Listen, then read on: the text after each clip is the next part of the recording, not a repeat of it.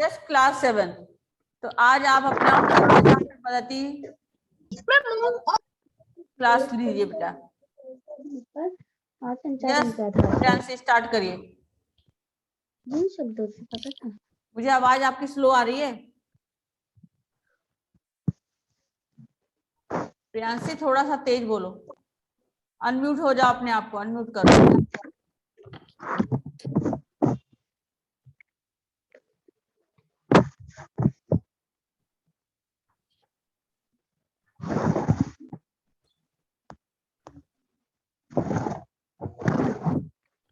Yes बेटा।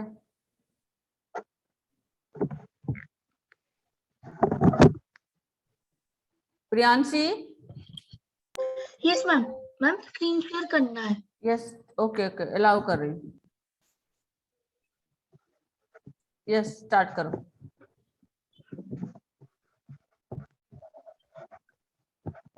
एक second ma'am.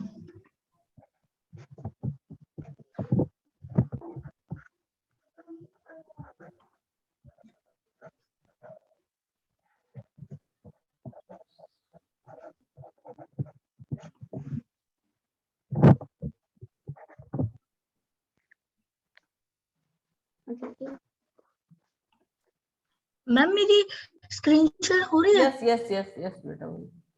क्या क्रिया? आज हम बच्चों क्रिया के बारे में पढ़ने जा रहे हैं। द्वारा प्रियांशी। क्रिया क्या है?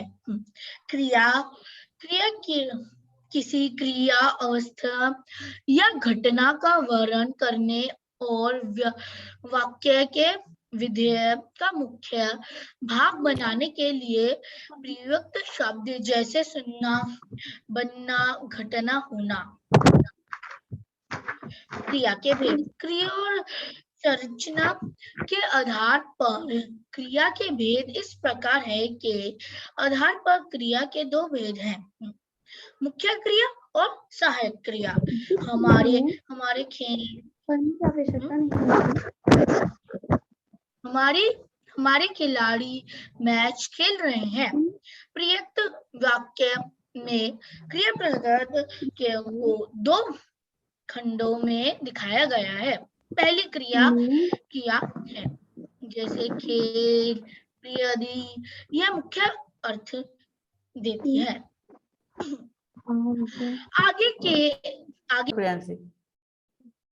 आगे के समय के बारे में और उसके पूरा होने न होने के बारे में बताती है। क्रिया को सहायक क्रिया कहते हैं। क्रिया है, रही है, था, रही है, होगी, गे आदि। क्रम के आधार पर क्रिया के भेद। क्रम के आधार पर क्रिया के दो भेद होते हैं, सकर्मक और अकर्मक क्रिया। अकर्मक क्रिया का अर्थ होता है कर्म के बिना या कर्म रहित। जिन क्रियाओं को कर्म की जरूरत नहीं पड़ती और क्रिया का फल कर्ता पर ही पड़ता है, उन्हें अकर्मक क्रिया कहते हैं। उदाहरण, वह चढ़ाता है, वे हंसते हैं। जिस क्रिया का फल कर्म पर पड़े उसे सकर्मक क्रिया कहते हैं। संरचना या प्रयोग के आधार पर क्रिया के भेद। के आधार पर क्रिया के भेद के चार भेद होते हैं। सामान्य संकुलित नामधातु प्राणार्थक क्रिया। सामान्य क्रिया, जब किसी वाक्य में एक ही क्रियापद का प्रयोग होता है तो सामान्य क्रिया कहते हैं। जैसे तुम अपना काम करो।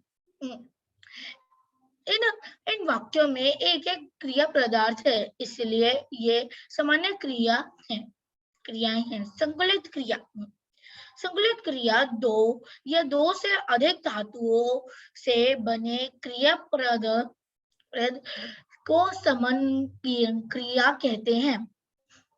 इसमें पहली क्रिया हो को मूल्य कुशल अर्थ देती है। दूसरी क्रिया उसके अर्थ को विशेष छवि देती है, इसलिए दूसरी क्रिया को रंजक क्रिया कहा जाता है। रंजक उदाहरण सभी बच्चे भीतर आ गए। प्रेरणार्थक क्रिया कर्ता जब क्रिया को किसी और के प्रेरित करवाता है। नाम धातु क्रिया कुछ ऐसी क्रिया भी है जिसके मूल्य में धातु ना होकर कोई संग सर्वनाम या विशेषण होता है, इसलिए संज्ञा सर्वनाम और विशेषण से बनी क्रिया नाम धातु की क्रिया कहलाती है। धन्यवाद। सुप्रभात दोस्तों, मेरा नाम जिया है। मैं कक्षा 7वीं की छात्रा हूँ। आज मैं आपके सामने क्रिया के ऊपर फ्लिप लर्निंग प्रस्तुत करती हूँ। क्रिया, जैसा कि आप सब जानते हैं, जिन शब्दों से हमें किसी काम के करने या होने का पता चलता है उसे हम क्रिया कहते हैं। आज हम क्रिया के भेद पढ़ेंगे। कर्म के आधार पर क्रिया के दो भेद होते हैं, अकर्मक और सकर्मक क्रिया।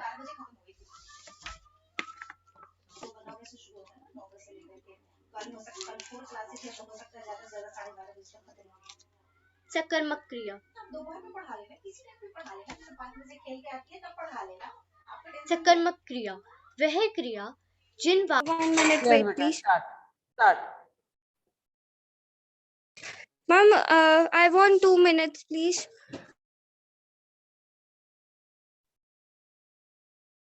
Yes.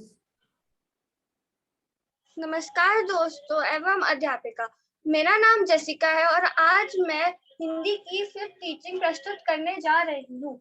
मेरा विषय है विराम चिन्ह।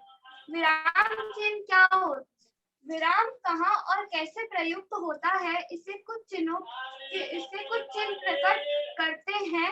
इन चिन्हों को विराम चिन्ह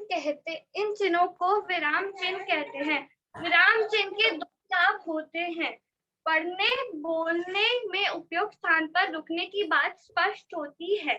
लिखने समय विराम का प्रयोग के बाद स्पष्ट होती है और पढ़ने सुनने वाले भी वही अर्थ समझते हैं जो हम कहना चाहते हैं। विराम चिन्ह मुख्य रूप से दो प्रकार के होते हैं, वाक्य में अंत में लगने वाले और वाक्य के बीच में रुकने वाले। जैसे कि रोको मत जाने दो, बट हमें बोलना था रोको मत जाने दो। वाक्य के अंत में लगने वाले विराम चिन्ह मैं आपको बताऊंगी। वाक्य में अंत में लगने वाले विराम चिन्ह। पूर्ण विराम का प्रयोग सभी कथनात्मक वाक्यों के अंत में, जैसे सिंह स्नातनाधारी प्राणी है, शोभा नानी के पास सोने चली गई। प्रश्नवाचक विराम चिन्ह, यह चिन्ह प्रश्नार्थक वाक्यों के अंत में लगता है, जैसे भारत चीन युद्ध का क्या कारण था, आज तुम्हारा खेल जमा क्यों नहीं। विस्मयादि बोधक, यह चिन्ह विस्मयादि बोधक वाक्यों के अंत में लगता है, जैसे ओ मुझे विश्वास नहीं हो रहा है, क्या मुसीबत है। विस्मयादि बोधक शब्द या संबोधन शब्द के साथ भी इस विराम चिन्ह का प्रयोग किया जाता है, जैसे सम्राट अच्छा है, आप संगीत का सम्मान करते हैं, भाई साहब मछली निकल गई। आशा करती हूँ आपको विराम चिन्ह के बारे में जो भी मैंने बताया वो समझ आया। धन्यवाद। तो स्टार्ट करो। सुप्रभात दोस्तों, मेरा नाम जिया है। मैं कक्षा 7वीं की छात्रा हूँ। आज मैं आपको क्रिया के बारे में बताने वाली हूँ। क्रिया, जैसा कि आप सब जानते हैं कि जिन शब्दों से हमें काम का होने या करने का पता चलता है उसे हम क्रिया कहते हैं। चलिए अब हम क्रिया के भेद पढ़ते हैं। कर्म के आधार पर क्रिया के दो भेद होते हैं, अकर्मक क्रिया और सकर्मक क्रिया।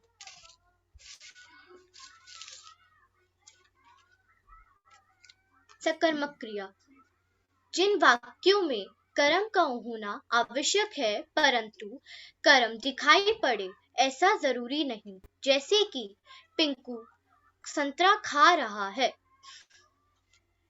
अकर्मक क्रिया, जिन वाक्यों में कर्म का होना आवश्यक नहीं होता, जैसे कि राम हंस रहा है।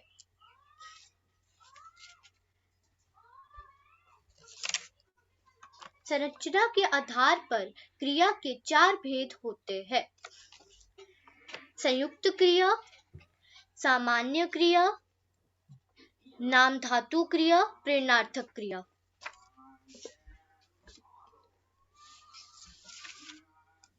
सामान्य क्रिया, जब किसी वाक्य में एक ही क्रियापद का प्रयोग होता है तो उसे सामान्य क्रिया कहते हैं, जैसे तुम अपना काम करो।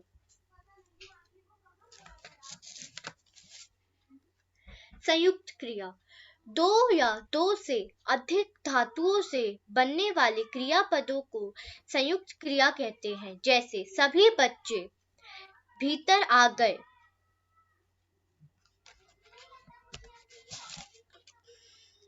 नाम धातु क्रिया, संज्ञा, सर्वनाम, विशेषण इत्यादि से बनने वाले क्रिया को नाम धातु क्रिया कहते हैं, जैसे कि रंग, रंगना, शर्म, शर्माना।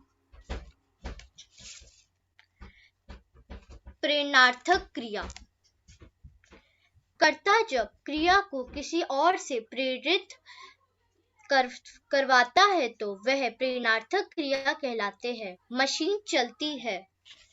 धन्यवाद।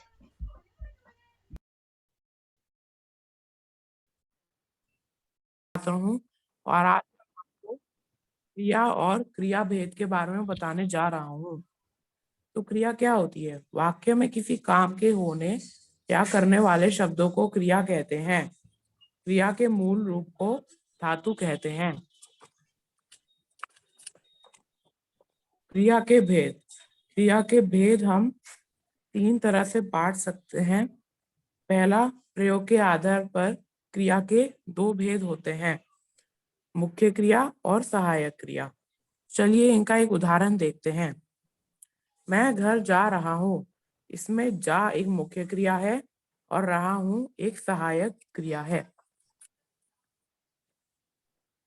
दूसरा, कर्म के आधार पर क्रिया के दो भेद होते हैं, सकर्मक क्रिया और अकर्मक क्रिया। सकर्मक क्रिया में कर्म की आवश्यकता होती है, लेकिन अकर्मक क्रिया में कर्म की आवश्यकता नहीं होती है। चलिए सकर्मक क्रिया का एक उदाहरण देखते हैं।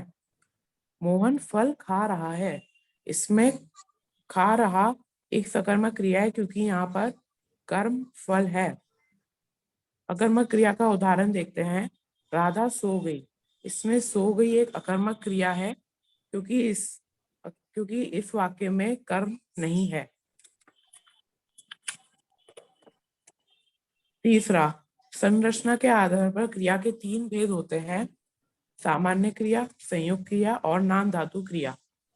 सामान्य क्रिया में एक धातु होती है, संयुक्त क्रिया में दो या दो से ज्यादा धातु हो सकती हैं। नाम धातु क्रिया में मूल रूप धातु नहीं होती, लेकिन संज्ञा, सर्वनाम या विशेषण होते हैं।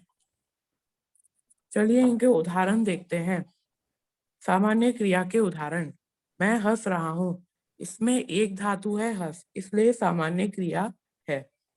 संयुक्त क्रिया, वह सो गया है, इसमें सो गया दो धातु हैं, इसलिए ये संयुक्त क्रिया होगा। अगर इससे और भी ज्यादा धातु होती तभी संयुक्त क्रिया ही होता। नाम धातु क्रिया, शर्म जो है एक संज्ञा है और इसका क्रिया शर्माना हो जाएगा। रंग है, रंग जो है वो भी संज्ञा है, इसका क्रिया रंगना हो जाएगा। अपना जो है सर्वनाम है, इसका क्रिया अपनाना हो जाएगा। गर्म जो है एक विशेषण है और इसका क्रिया गर्माना हो जाएगा। दोहरा ये भी एक विशेषण है और इसका क्रिया दोहराना हो जाएगा। धन्यवाद। प्रभात दोस्तों, मेरा नाम धवन्या है। मैं कक्षा 7वीं में पढ़ती हूँ। आज मैं आप सभी के सामने पाठ 9 क्रिया का पलटा शिक्षण प्रस्तुत करने जा रही हूँ। जिन शब्दों से किसी कार्य के होने का पता चले उन्हें क्रिया कहते हैं, जैसे खाना, पीना, नाचना, रोना आदि। खाना, खाना शब्द से हमें पता चल रहा है कि व्यक्ति खा रहा है। पीना शब्द से हमें पता चलता है कि व्यक्ति पी रहा है आदि। धातु, जैसे कि यदि मैं कहती हूँ नाचेगा, नाच रहा था, नाचेगा, इनमें नाच हमारा प्रमुख है तो ये धातु होगा। जैसे कि खा, खाएगा, खा लो, तो इसमें खा धातु है। क्रिया के भेद, क्रिया के 3 भेद होते हैं, कर्म के आधार पर, प्रयोग के आधार पर और संचालन के आधार पर। कर्म के आधार पर, कर्म के आधार पर क्रिया के 2 भेद होते हैं, अकर्मक क्रिया और सकर्मक क्रिया।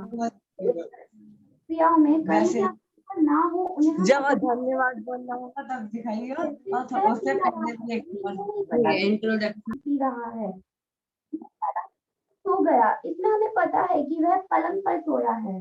धन्यवाद।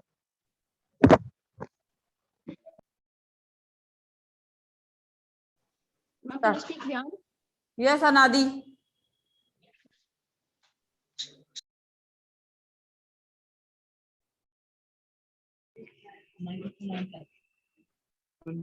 यस बेटा, स्टार्ट करिए नादी। सुप्रभात अध्यापिका, मेरा नाम अनादि मालविया है। आज मैं आपको कुछ विराम चिन्हों के बारे में बताने जा रहा हूँ। वाक्य में विराम का बड़ा महत्व है। विराम कहाँ और कैसे प्रयुक्त होता है, इसे कुछ चिन्ह प्रकट करते हैं। इन चिन्हों को विराम चिन्ह कहते हैं। पहला, पूर्ण विराम। पूर्ण विराम का प्रयोग सभी कथनार्थक वाक्यों के अंत में होता है, जैसे शोभा नानी सोने चली गई। दूसरा, प्रश्नवाचक। यह चिन्ह प्रश्नार्थक वाक्यों के अंत में लगता है, जैसे क्या मैं अंदर आ जाऊं। तीसरा, विस्मय आदि बोधक। यह चिन्ह विस्मय आदि बोधक वाक्यों के अंत में लगता है, जैसे क्या मुसीबत है। चौथा, अल्प विराम। यह चिन्ह 2 शब्दों को ठहराव लाने या 2 शब्दों के अलग अलग करने में प्रयोग होता है, जैसे नहीं, मैं नहीं करूंगा। योजक। योजक चिन्ह तुलना करते समय या समास के पदों या पुनरुक्त पदों के बीच में प्रयुक्त होता है, जैसे विमल जैसा कोई छात्र नहीं। निर्देशक। निर्देशक का प्रयोग संवाद बोलने वाले के नाम के बाद व्याख्या स्पष्ट करने समय, जैसे मोबाइल का अर्थ है गतिशील। उदाहरण, किसी के कथन को जब जो का त्यों लिखा जाता है तब दोहरे उदाहरण चिन्ह का प्रयोग होता है, जैसे नेताजी ने कहा तुम मुझे खून दो, मैं तुम्हें आजादी दूंगा। अर्धविराम। अर्धविराम का उपयोग यौगिक और मिश्रित वाक्यों के बीच में होता है, जैसे नियमित व्यायाम करो तभी स्वस्थ बने रहोगे। धन्यवाद। यस व्यान, स्टार्ट करिए।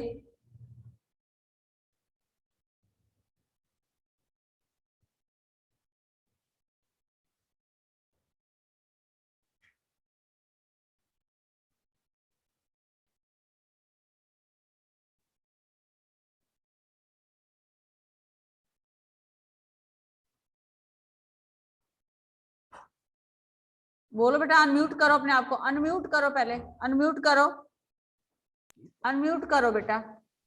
यस, अब बोलो। क्रिया क्या होती है?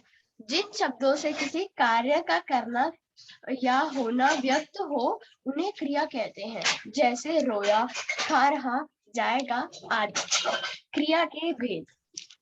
क्रिया के भेद 3 प्रकार के होते हैं। प्रयोग के आधार पर क्रिया, कर्म के आधार पर क्रिया, संरचना के आधार पर क्रिया। धातु क्या होती है? क्रिया का मूल रूप धातु कहलाता है। जैसे कि शीतल दौड़ रही है, शुभम दौड़ने लगा है। प्रयोग के आधार पर क्रियाएं होती हैं सहायक क्रिया और मुख्य क्रिया। कर्म के आधार पर क्रिया होती है सकर्मक क्रिया और अकर्मक क्रिया। संरचना के आधार पर क्रिया होती है सामान्य क्रिया, संयुक्त क्रिया, नाम धातु क्रिया और परिणार्थक क्रिया। उदाहरण: सकर्मक क्रिया जिन वाक्यों में कर्म की आवश्यकता नहीं होती है उनको सकर्मक क्रिया कहते हैं। जैसे दादी दिख रही है। अकर्मक क्रिया इन वाक्यों में कर्म की आवश्यकता। खरगोश सो गया।